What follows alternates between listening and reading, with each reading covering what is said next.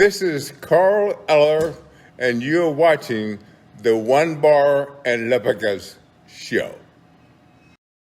All right, welcome back to the One Bar and Lepicus Show. I am One Bar and the Vikings finishing off the season 8-9 with a big win. People might say it was pointless. It was just not worth it.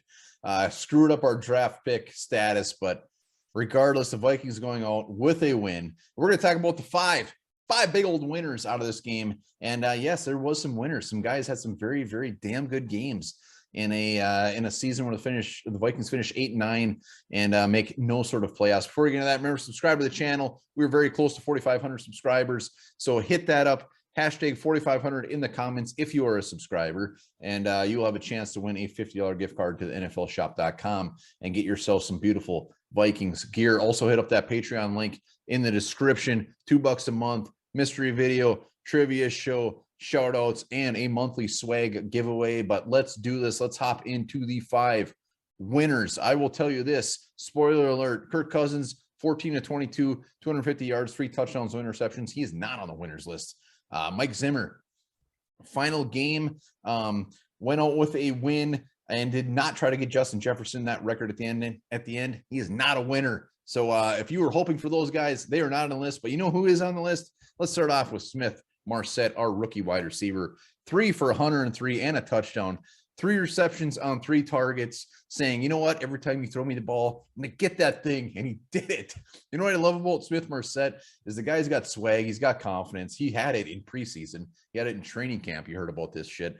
Unfortunately, he's just been kind of really inactive, active, been kind of all over the place. But today he was active, courtesy of Adam Thielen not being able to play. And he showed up and he played damn good. I think Smith Marsett, is he going to be a number 1, number 2 in this league? Probably not, but he's going to be a damn good weapon every single week. So Smith Marsett should get Vikings fans very excited about the future of this offense and the receiving core. And as we're talking about receiving core, let's stick to that as far as winners. And no, he did not get the record, but Justin Jefferson, 5 receptions on 7 targets, 107 yards and a touchdown.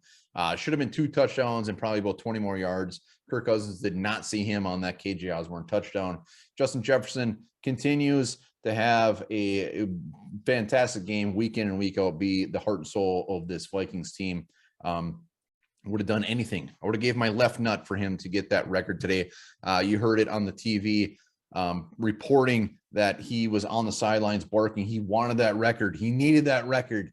And unfortunately, the Vikings did not make it a really top priority at the end of the game, even though they were up to try to get him that record. He didn't get it, but damn it, Justin Jefferson goes out on a high note with 100+ yards and a score, so he is absolutely a winner.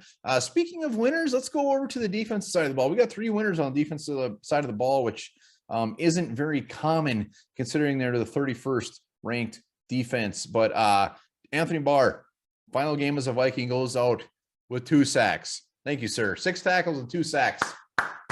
Yes. Anthony Barr, love to see it. Love to see him go on a high note. Speaking of sacks, let's see. DJ Wanham.